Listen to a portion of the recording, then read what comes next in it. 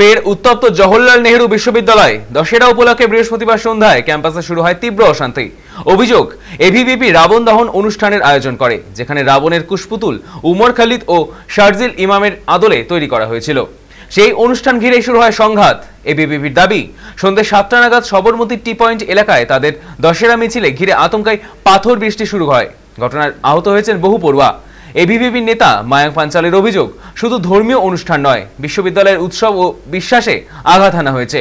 তারা অভিযোগ তুলেছে, বামপন্থী ছাত্র সংগঠনগুলি পরিকল্পিতভাবে হামলা চালিয়েছে। অন্যদিকে বামপন্থী শিবিরের পাল্টা দাবি, এবিভিপি উস্কানি দিয়ে পরিস্থিতি উত্তপ্ত করেছে। তবে কে বা কারা প্রকৃত দোষী তা এখনো স্পষ্ট নয়। প্রশাসনের ভূমিকা নিয়ে উঠতে শুরু করেছে প্রশ্ন।